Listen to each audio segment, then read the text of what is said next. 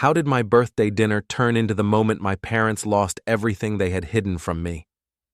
When my grandfather casually asked how I liked spending my $3 million trust fund, I froze, because I had never heard of it. The room went silent, my parents went pale, and one calm question from him cracked open a lie that had shaped my entire life. Before we continue, we ask you to hit the hype button, subscribe, and like the video to help the channel grow. Tell us which city you are from in the comments. We would like to get to know our audience better. I leaned against the cold tile wall of the hospital residence lounge, my scrub still damp with sweat from the 14-hour shift I'd just survived. My hands wouldn't stop shaking, not from exhaustion, though that was certainly part of it, but from the weight of knowing I'd made it through another day without making a mistake that could cost someone their life. "Roard, you look terrible," Simon Veller said, dropping into the chair beside me. He had that easy confidence that came from family money backing every decision. "When's the last time you ate?" "Yesterday morning." I rubbed my eyes, trying to remember if that was even true. Time blurred together during residency. 15 years of medical training had taught me to function on nothing. "Come grab food with us, Stevens is buying." "Can't. Rent's due tomorrow and I'm already short." Simon frowned. "Ask your parents. They've got to help with something." I almost laughed. My parents had made it abundantly clear over the years that financial assistance wasn't part of their parenting philosophy. Character building, they called it. Teaching independence. Making sure I understood the value of hard work. "They don't believe in handouts," I said simply. I pulled myself to my feet. The truth was, I'd stopped asking years ago. Every request was met with the same speech about integrity, self-reliance, and the dangers of becoming entitled. They'd paid for my undergraduate education. Barely. But medical school had required loans I'd be paying off until I was 50. My phone buzzed as I walked toward the parking structure. A text from my mother. "Your grandfather wants to take us all to dinner for your birthday. Saturday at 7. Dress appropriately." I stared at the message. My grandfather and I had a distant relationship, cordial but not close. He rarely reached out directly. Everything filtered through my parents, as if he existed behind a curtain they controlled. The parking structure was nearly empty at this hour. My car sat in the far corner, a 15-year-old sedan with a temperamental starter and a crack spreading across the windshield. I'd been saving to fix it for 6 months, but something always came up. I sat in the driver's seat without starting the engine, letting the silence settle around me. 32 years old, a surgical resident with barely enough money to survive the month. Living in a tiny apartment with furniture salvaged from sidewalks and thrift stores. This was my life. This was what independence looked like. I didn't question it anymore. The invitation from my grandfather felt unusual, but I pushed the thought aside. I started the car on the third try and drove home through empty streets, too tired to think about anything except sleep. My apartment consisted of one room that served as bedroom, living room, and office. The kitchen was an alcove with a hot plate and a mini fridge. The bathroom had a shower that only produced scalding or freezing water, never anything in between. I collapsed onto the futon and stared at the ceiling's water stain shaped like a question mark. I thought about the dinner invitation and felt a familiar knot form in my stomach. Family gatherings were always performances. My parents controlled every narrative, every conversation, every memory that mattered. I remembered being 12, sitting at the kitchen table while my mother explained why I couldn't go to the summer science camp all my friends were attending. "We simply don't have the money, Dean. Your father and I work very hard, but medical school for you someday will require sacrifices now." I'd believed her. Of course I had. She spoke with such conviction, such careful concern. When I was 16, I'd asked about getting a part-time job. My father had looked at me with that controlled disappointment I'd learned to fear. "You need to focus on your studies. Work ethic isn't about earning money at your age. It's about building discipline. We're teaching you something more valuable than cash." The message was always the same. Wanting things was selfish. Asking for help was weak. Accepting hardship without complaint was virtue. College had been a constant struggle. They'd covered tuition, but nothing else. I'd worked 3 jobs to afford food and books. When I'd asked for help during a particularly brutal semester, my mother had sighed and reminded me that hardship built character. Medical school was worse. They'd made it clear they'd done their part. The rest was mine to figure out. I'd graduated with debt that felt insurmountable, my entire future mortgaged to banks and loan companies. But they'd always framed it as love, tough love, the kind that prepared you for real life. I pulled out my phone and scrolled through old photos. There I was at 18, thin and exhausted, wearing a donated suit to my high school graduation. There I was at 25, celebrating my acceptance to medical school in a restaurant I couldn't afford, watching my parents split the check down to the penny. Every memory came with the same message. Money was scarce, resources were limited, and wanting more was selfish. I'd internalized it completely. I'd become the person they'd shaped me to be, someone who expected nothing, asked for nothing, and accepted hardship as virtue. My phone buzzed again. This time, it was my grandfather. Looking forward to Saturday. Haven't seen you in too long. Short, direct, no explanation. Something about his message felt different, but I couldn't articulate what. My grandfather was always composed, always precise. He ran a pharmaceutical manufacturing company, a business I knew almost nothing about because my parents never discussed it. I'd asked once, when I was 19, if there might be a place for me in the family business after college. My father's response had been immediate and cold. "That's not your path, Dean. You're meant for medicine. The business is complicated, and frankly, it's not something you'd understand." I'd never asked again. Now, lying in my apartment with its water-stained ceiling and borrowed furniture, I wondered what I'd missed. What conversations had happened without me. What decisions had been made about my life before I was old enough to have a say. The thought felt dangerous, so I pushed it away and closed my eyes. The week passed in a blur of surgeries and rounds. Saturday arrived with bright, indifferent sunshine. I spent the morning at the hospital, reviewing charts and assisting with rounds, my mind drifting occasionally to the dinner ahead. I left early, drove home, and stood in front of my closet trying to decide what dress appropriately meant. I owned one decent shirt, one pair of pants without visible wear, and shoes I'd resoled twice. This was the wardrobe of someone who'd been taught that appearances didn't matter, that substance was everything. My mother called at 6. "We'll meet you there. Don't be late. Your grandfather values punctuality." I know. "And Dean? Try to be engaged tonight. He's making an effort." I arrived at the restaurant 10 minutes early.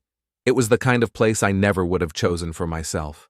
Valet parking, marble floors, a host who looked at my shoes with barely concealed judgment. My parents were already there, standing near the entrance, both dressed like they were attending a board meeting. "Dean?" My father extended his hand formally. "You look presentable." My mother adjusted my collar without asking. "Your grandfather specifically requested the private dining room. He wants this to be special." "Why?" The question slipped out before I could stop it. They exchanged a glance, the kind of wordless communication that had always made me feel like an outsider in my own family. "He's getting older," my mother said carefully. "He wants to spend time with you. Is that so strange?" It was, actually. But I didn't say that. We were escorted to a private room at the back of the restaurant. My grandfather was already seated, a glass of water in front of him, his posture straight and commanding even at 78. He stood when we entered. "Dean." He gripped my hand firmly. "Happy birthday." "Thank you." We settled into our seats around a table that could have accommodated 10 people easily. The room felt too large for 4, the silence too heavy. Classical music played softly through hidden speakers. A waiter appeared, took our drink orders, and disappeared.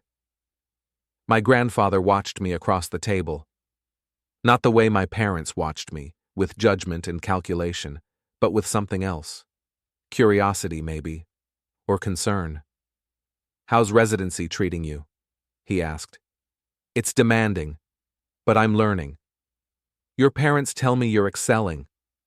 I glanced at them, surprised. They'd never said anything like that to me directly. "I'm doing my best," I said carefully. "That's all anyone can ask." He paused, his fingers drumming once against the table. "Have you thought about what comes after? Once you've completed your training?" "I'll probably join a practice somewhere. Start paying down loans."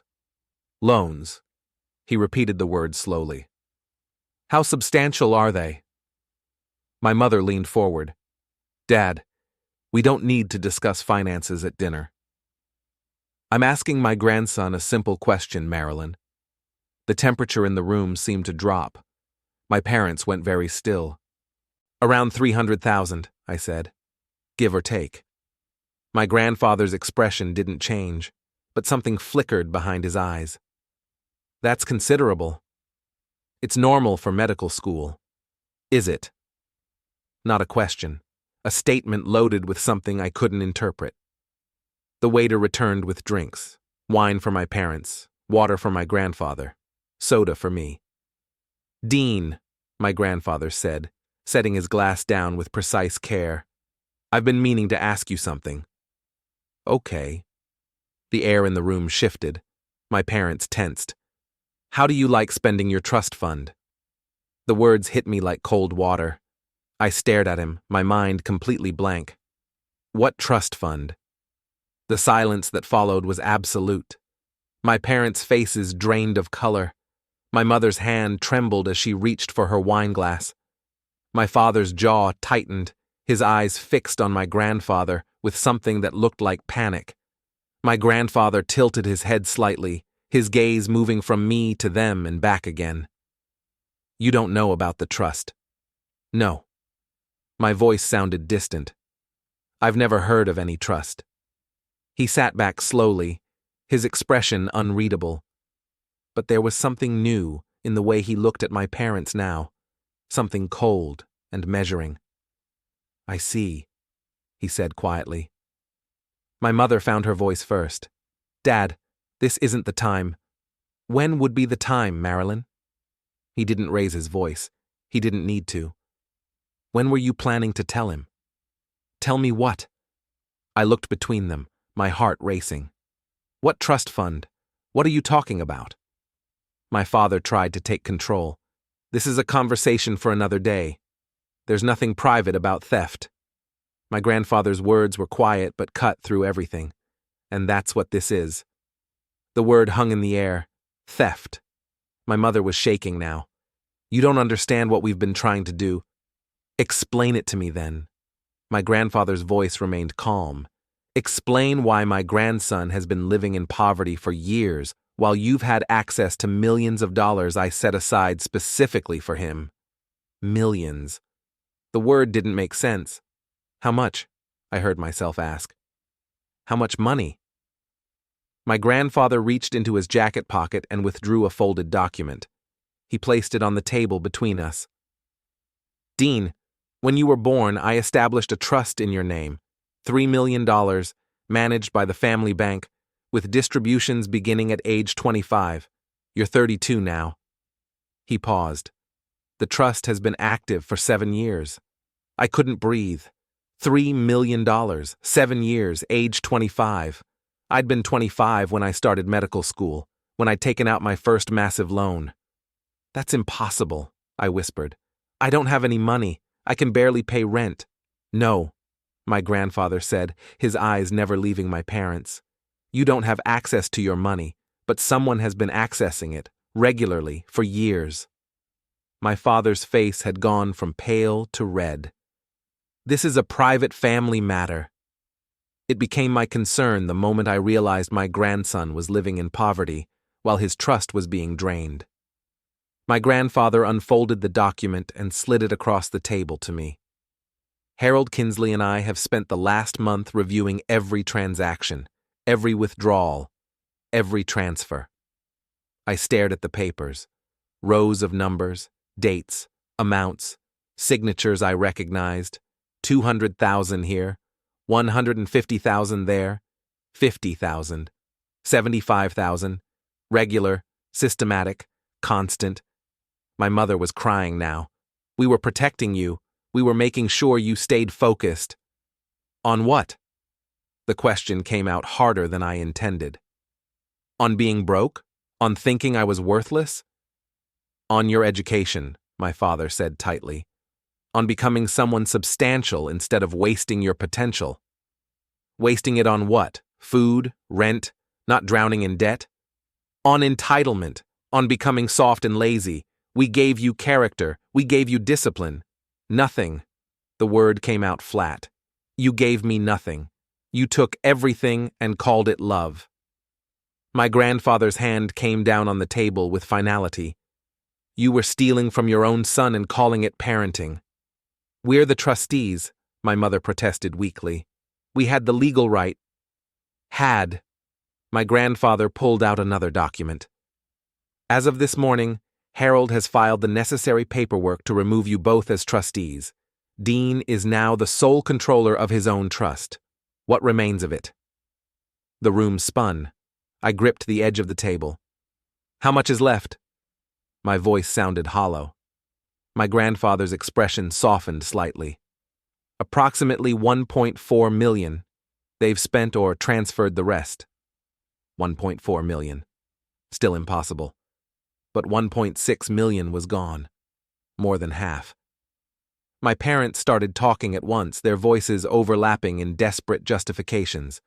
The money had gone to important things. Investments, security, planning for the future. They'd been protecting me from myself. I watched them spiral, these two people who'd shaped every belief I held about my own worth and felt nothing but emptiness. Every memory was rewriting itself in real time. The summer camp I couldn't afford. They'd had $3 million. The 3 jobs I'd worked through college. They'd had $3 million. The medical school loans. They'd had $3 million set aside specifically for me. Every moment of hunger, every sleepless night, every time I'd felt like a failure, all of it had been constructed. Deliberate. A lie. My grandfather waited until they ran out of words. Then he reached across the table and placed a business card in front of me. Paula Merrick, Trust Administrator at the Family Bank. She's expecting your call on Monday. The account is now entirely yours. He paused. I'm sorry I didn't discover this sooner, Dean. I should have been paying closer attention. I picked up the card with numb fingers. What did you spend it on? I turned to my parents. Where did $1.6 million go? My mother wouldn't meet my eyes. My father stared at his wine glass. Investments, my father finally said. Property. We were building something for the family. For your family, my grandfather interrupted. Not his. You took Dean's money and used it to build your own wealth while convincing him he was worthless. I thought about their house, the nice cars, my mother's clothes, my father's watch, vacations, renovations. They'd worked hard with my money. What happens now? I asked. My voice was steady. That's up to you. My grandfather stood, buttoning his jacket. But I'd suggest you start by deciding what kind of relationship you want with people who've been lying to you since birth. He turned to my parents. Harold will be in touch about the legal proceedings. I suggest you cooperate fully. It would be unfortunate if Dean decided to pursue criminal charges. Criminal charges. The words made my mother gasp. My grandfather placed a hand on my shoulder, brief, warm, solid. Call Paula on Monday. She'll help you understand everything. And Dean, you deserved better than this. You always did. He walked out without looking back. I sat there, the documents spread in front of me, my parents frozen in their chairs. Everything they'd built was collapsing. Everything they'd controlled was slipping away. I stood up slowly, gathering the documents, folding them carefully, placing them in my jacket pocket. Dean, my mother started. Please, We can explain. No. The word came out calm and final. You've explained enough. For 32 years, you've explained why I didn't deserve anything, why I had to struggle, why hardship was love. We were teaching you. You were stealing from me. There's no other word for it. I looked at them both. You took my future and spent it on yourselves while watching me suffer, and you called it parenting.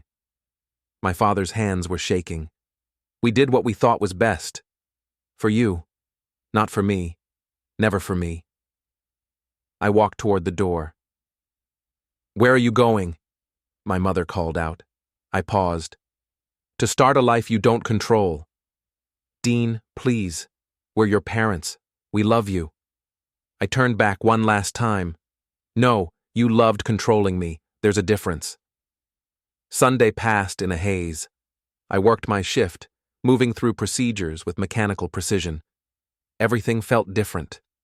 Monday morning, I called Paula Merrick before my shift started. Mr. Roard, I've been expecting your call. Edgar briefed me on the situation. What do I need to do? Come to the bank today if possible. We need to verify your identity, transfer full control, and review the transaction history. 2 hours. I'll be there at 3. The bank was downtown, all glass and steel. Paula Merrick met me in a private office, a woman in her mid-40s with kind eyes and professional demeanor. Mr. Roard, please sit. She had everything laid out. Documents, statements, transaction histories going back 7 years. After verifying my identity, she pulled up her computer. As of this morning, you are the sole trustee and beneficiary of the Roard Family Trust. The current balance is $1,412,637. The specific number almost made me laugh. Your parents were listed as co-trustees with full discretionary power until this weekend. That power has been revoked. All future transactions require your signature alone. Can you show me where the money went? She hesitated. Are you sure? Yes. She turned her monitor toward me and began walking through the transactions. Real estate purchases in their names, stock portfolios, home renovations, cars, jewelry, vacation properties, country club memberships, line after line of my future being spent on their present. Did they break any laws? I asked. Paula chose her words carefully. They operated within their authority as trustees. However, the trust documents specified distribution should be used for your benefit. These transactions would be difficult to justify. Could I take legal action? That's a question for an attorney, but yes, you could potentially file a civil suit for breach of fiduciary duty. I sat back, processing. What would you do? I asked. Paula was quiet for a moment. I'd focus on moving forward. You can't change what's already happened, but you can control what happens next. She paused. That said, I'd make very sure they never had access to my finances again, and I'd consider whether maintaining a relationship with people who betrayed your trust this severely was worth the emotional cost. She wasn't telling me to forgive them. She was being honest. What do I need to sign? She walked me through the paperwork. Every form, every clause, every transfer of authority. One more thing, Paula said. Your grandfather asked me to give you this. She handed me a sealed envelope. I opened it and found a handwritten note. Dean, the money is yours. It always should have been. Use it wisely. Live the life you deserve. And if you ever want to talk about the business, my door is open. You're family, and family means more than lineage. Edgar. Something in my chest loosened. He'd seen me. Really seen me. Thank you, I told Paula. I left the bank with a new debit card, new account access, and a future that suddenly felt possible. My phone had 7 missed calls and 12 text messages, all from my parents, all desperate. I blocked both their numbers. Then I did something I hadn't done in years. I went to a restaurant and ordered whatever I wanted without looking at prices. The next few days were surreal. I went to work, but everything felt different. The exhaustion was still there, but the underlying dread was gone. I wasn't drowning anymore. I had options. I had control. Simon cornered me in the lounge on Wednesday. "Okay, what happened? You've been acting strange all week." "Family stuff resolved itself," I said. "I'm good." "You're more than good. You're different." "Different's not always bad." On Thursday, I paid 6 months' rent in advance. My landlord stammered in shock. On Friday, I bought a new car. Nothing flashy, but something reliable. Something that started every time. Saturday morning, my grandfather called. "Dean, how are you?" "I'm good. Really good. Paula said you came by the bank. Everything in order?" "Yes, thank you. For everything." "You don't need to thank me. I should have caught this years ago." He paused. "Your parents have been calling me. I blocked their numbers." "Good. They don't deserve access to you right now." Another pause. "Have you thought about what you want to do? Beyond medicine?" "What do you mean?" "The business. Your inheritance. Your future. You have options now, Dean." I'd been avoiding thinking about this. The money felt too new, too strange. "I don't know yet," I admitted. "That's fine. You have time. But when you're ready, I'd like to show you what we've built. What's yours by right." "Okay. And Dean, I'm proud of you. The way you handled Saturday night shows real character. The kind your parents tried to beat out of you." After we hung up, I sat in my new car and cried. Not from sadness, from relief. Someone was proud of me, not for being obedient or small, but for being strong. My phone buzzed. An unknown number. I answered cautiously. "Dean?" My mother's voice. "Please don't hang up." I should have, but curiosity kept me on the line. "What do you want?" "To explain. To make you understand. We never meant to hurt you. You stole over $1 million from me and you want to talk about fair?" "It wasn't stealing. We were trustees. We had the right to watch me suffer? The right to let me drown in debt while you spent my money on yourselves?" Silence. "Dean, please. We're your parents. We love you. You loved controlling me. That's not the same thing. We did what we thought was best. I understand perfectly. You saw a way to live comfortably at my expense, and you took it, and you convinced yourselves it was parenting. That's not... I have to go. Don't call me again. Don't text. Don't show up at the hospital. We're done." "Dean, wait." I hung up. My hands were shaking, but not from fear, from anger, from years of compressed rage finally finding a way out. Sunday, I went to my grandfather's house. He lived in a quiet neighborhood with old trees and well-maintained lawns. He answered the door himself. "Dean, come in." We sat in his office, a room lined with books and files, everything organized. "Your parents came by yesterday," he said, handing me coffee. "I didn't let them in." "What did they want?" "To convince me you're being unreasonable, that I should help them fix this." "And?" "I told them to leave. I told them if they contacted you against your wishes, I'd make sure they lost their positions at the company." Relief washed over me. "Thank you." "You don't need to thank me for doing what's right." He set his mug down. "I want to show you something." He pulled out a folder, thick with documents. "This is the company structure. Assets, holdings, future plans." He opened it. "I'm 78 years old, Dean. I won't be around forever. And when I'm gone, this becomes yours." "Mine?" "You're my only grandchild. Your parents have positions in the company, but they don't own it. I do, and I'm leaving it to you." The weight of that statement settled over me. A pharmaceutical manufacturing company, millions in assets, responsibility. I don't know anything about business. You can learn. You're smart. You're driven. And unlike your parents, you understand what integrity means. He closed the folder. "I'm not asking you to decide today. I'm just telling you so you know. You have a future beyond medicine if you want it." I stared at the folder, a future my parents had tried to keep from me. Do they know? I asked. That you're leaving it to me? They assumed they'd inherit. I never corrected that assumption. A small smile crossed his face. They're going to be very disappointed.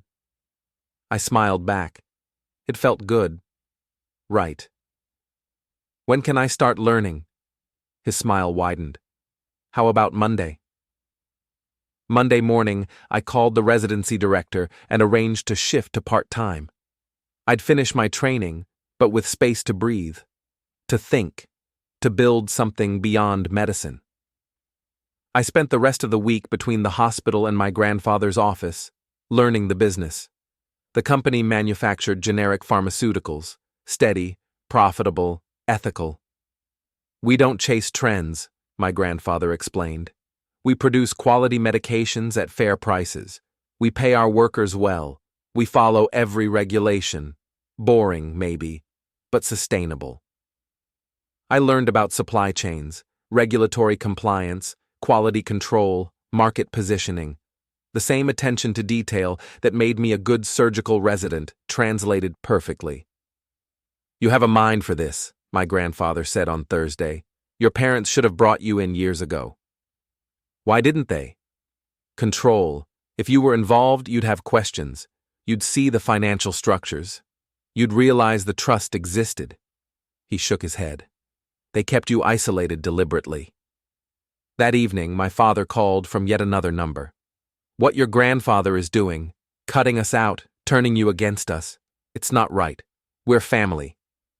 Family doesn't steal from each other. We didn't steal. We managed the trust according to our judgment. I'm being clear about what you did and what it cost me. If that makes me childish, fine. But we're still done. I hung up and blocked the number. The next week brought more transitions. I moved into a new apartment, bright, clean, with working appliances. I bought real furniture. Every purchase felt surreal. My grandfather called that evening. How's the new place? Good. Really good. Excellent. Listen, I want to invite you to something. The company's quarterly board meeting is next week. I'd like you to attend. Your parents will be there, he added. They're both officers, but they'll be professional, or they'll be looking for new employment. I can handle it. Monday arrived. The pharmaceutical company headquarters was downtown, modern and professional. I'd never been inside before. Security gave me a visitor badge. Mr. Roard, your grandfather is expecting you. 10th floor. The conference room had a massive table and leather chairs. My grandfather was already there. Dean, you look sharp. Board members began arriving. Then my parents walked in. They froze when they saw me. My mother's face went pale. My father's expression hardened. My grandfather didn't miss the moment. Leonard, Marilyn, please take your seats. We have a full agenda. The meeting began. Reports were delivered. Numbers were discussed. Halfway through, my grandfather made an announcement. Before we move to new business, I want to introduce someone. My grandson, Dean Roard. He's begun learning the business. Over the coming months, he'll be taking on an increasing role in company operations. Board members nodded politely. My parents sat frozen. Dean will be joining the board as an advisor initially, with the intention of transitioning to a full executive position within the year. My mother's hands were shaking. My father stared at the table. After the meeting, my grandfather waited until the room emptied. You handled that well. They looked devastated. They should be. They gambled on controlling you forever, and they lost. He gathered his papers. Come on, let me show you your office. He led me to a corner office with windows overlooking the city, empty except for a desk and chair. It's yours. Use it however you want. I stood at the window, looking out at the city I'd struggled through for years. This was mine, the company, the future, the control. My parents had tried to keep all of it from me. They'd failed. The next 3 weeks were intensive learning. I attended meetings, learned operations, asked questions. My grandfather introduced me to every department, every key person, every system. My parents attended the same meetings. We didn't speak beyond professional necessity. The silence between us was louder than any argument. Harold Kinsley approached me after a meeting in the 4th week. "Dean, your grandfather wants to move forward with the transition faster than originally planned. He's drafting his will and wants to formalize your position as heir." "How fast?" 6 months. You'd become COO, with the understanding you'd take over as CEO when he retires. Your parents would remain in their current roles but report to you. The image was almost too perfect. My parents reporting to me. What do they know? Nothing yet, but they'll figure it out soon. Organizational charts are being updated. That evening, I had dinner with my grandfather. We'd been doing this weekly. "Harold told me about the timeline," I said. "Too fast?" "No, it feels right." He nodded. "You've taken to this better than I expected. You have good instincts." "What will happen to them after the transition?" "That depends on them. If they can work under your leadership professionally, they keep their positions. If they can't, they'll need to find other opportunities." The following Monday, the new organizational chart was distributed. Dean Roord, Chief Operating Officer, effective in 6 months. Leonard Roord, VP of Operations, reports to COO. Marilyn Roord, Director of Compliance, reports to COO. My mother called that afternoon. I didn't answer. She left a voicemail. "Dean, please, this has gone too far. Your grandfather is destroying our careers to punish us. Call me, please." I deleted the message. Cruel. They wanted to talk about cruel. This wasn't cruelty, this was consequences. The next board meeting was tense. My parents sat in their usual seats, but everything had changed. When they spoke, people looked to me for confirmation. My father tried to assert authority once. "The operations budget needs to be increased by 15%. I looked at him calmly. "I reviewed your proposal. It's inefficient. I'm implementing a different structure that achieves the same goals at 8% increase." The room went silent. My father's face turned red. My grandfather didn't intervene. He just watched, letting me establish authority. After the meeting, my father cornered me. "You're humiliating us." "I'm doing my job. This is about revenge. This is about competence. Your proposal was wasteful. Mine is better. That's not revenge. That's business." I walked away. My mother tried a different approach. She showed up at my apartment one evening. I opened the door to find her standing there looking smaller than I'd ever seen her. "Dean, please, just 5 minutes." "No. I'm your mother. You're the person who stole from me for 7 years. That's all you are now. That's not fair. We gave you everything. Lied to me, every day of my life." Tears ran down her face. "Destroying our careers won't change what happened." "You're right, it won't. But it will make sure you never control anything of mine again." "Dean, leave. Don't come back. If you show up again, I'll call security." I closed the door and locked it. Through the door, I heard her crying, heard her footsteps retreating. I felt nothing. The weeks rolled forward. I learned more, took on more responsibility, made decisions that shaped the company's direction. My parents attended meetings, did their jobs, reported to me. The whispers followed them everywhere. Everyone knew what they'd done. Everyone knew why I was being brought in. I hired an independent auditor to review both their departments. The results came back after 3 weeks. Operations had been consistently over budget by 12% annually. Cost overruns disguised through creative accounting. $2 million wasted over 3 years. Compliance had missed several federal reporting deadlines. 3 warnings from regulatory agencies had been suppressed rather than addressed. Both departments operated under a management style that prioritized control over competence. Resources hoarded, information restricted. Talented employees had left. I compiled everything into a comprehensive report and waited. The final board meeting before my official transition was scheduled for early December. routine reports, budget approvals, strategic planning. Halfway through, my father stood up. "I'd like to raise a point of order." My grandfather looked up. "Go ahead." "This board needs to consider whether Dean's rapid advancement is in the company's best interest. He has no business experience beyond 6 months of training, no track record. Yet we're being asked to accept him as COO based solely on family connection." The room went silent. My grandfather's expression didn't change. "Are you questioning my judgment? I'm questioning whether nepotism is the right foundation for leadership transition." My mother added, "We're suggesting Dean needs more time, more proof he can handle this responsibility." I should have felt angry.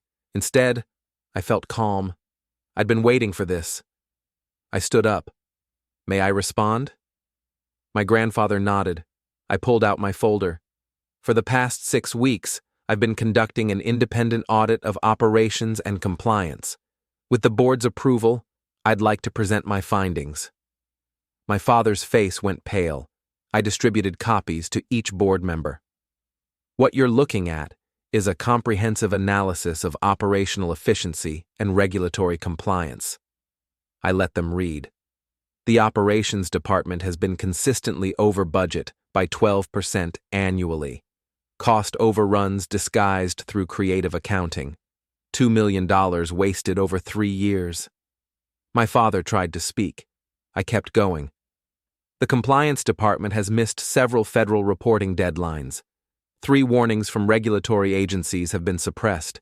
We've been operating in a gray area that puts the company at risk." My mother was shaking. "Both departments operate under a management style that prioritizes control over competence. Resources hoarded, information restricted, talented employees leaving." I closed the folder. "This isn't about nepotism. This is about fixing problems that should have been addressed years ago." Patricia Varon, head of the audit committee, spoke up. "These findings are substantiated? Every number is documented, every claim backed by evidence. It's all in the appendix." She flipped through pages, her expression darkening. "This is serious. Leonard, Marilyn, response?" My father's face was red. "This is a setup. Dean's been looking for ways to discredit us since the trust situation. This is personal." "Is it?" I asked calmly. "I pulled these numbers from the company's own systems. Systems you managed, records you created. If the findings are incorrect, show me where." Silence. Patricia looked at my grandfather. "Edgar, what's your position?" "I believe every word in that report. The question now is how we respond." Thomas Wakefield, an outside investor, spoke up. "I move that we accept Dean Roard as COO effective immediately rather than in 6 months. This company needs leadership that prioritizes performance over politics." "I second," Patricia said. My grandfather called for a vote. Unanimous except for 2 abstentions. My parents. Motion carries. Dean Roard is now Chief Operating Officer. My grandfather looked at my parents. "Leonard, Marilyn, you'll report directly to Dean starting Monday. Use the weekend to decide whether you can work under his leadership professionally. If not, we'll arrange severance packages." My father stood abruptly. "This is unacceptable." "You destroyed yourselves," my grandfather said quietly. "Dean just documented it." They left. The door closed with finality. Monday morning, I walked into Roard Pharmaceuticals as Chief Operating Officer. My nameplate was on the door. My decisions were final. My parents were waiting outside my office. Both looked exhausted. "We need to talk," my father said. "About?" "Whether we can work for you." I unlocked my office. "Come in." We sat, me behind the desk, them facing it. "I'll be direct," I said. "You stole from me. You lied to me. You tried to control every aspect of my life. I could have pressed criminal charges. I didn't, because my grandfather asked me not to." They stayed silent. "You work for me now. You follow my directives. You meet my standards. You never try to undermine my authority. If you can do that, you keep your jobs. If you can't, you leave. And our relationship? My mother asked quietly. As a family? We don't have a relationship. We have a professional arrangement. You're my employees. That's all. My father's hands were shaking. You really hate us that much. I don't hate you. I don't feel anything about you anymore. You're just people I work with. That landed harder than anger. They both flinched. Now, I have work to do. Operations audit on my desk by end of day, Leonard. Compliance framework revision due Thursday, Marilyn. Don't be late. They stood slowly, aged a decade in 6 weeks. At the door, my mother turned back. I'm sorry, for whatever that's worth. I looked at her without expression. Noted. Close the door on your way out. They left. I sat alone in my office, looking out at the city, and felt everything settle into place. This was my company now, my future, my life on my terms. My parents had tried to control me from birth. They'd stolen my money, manipulated my beliefs, shaped my entire existence around their needs. And now they worked for me. Now they answered to me. Now every day reminded them they'd lost. My grandfather was right. This was justice. My phone buzzed. My grandfather. Proud of you. I smiled and got to work.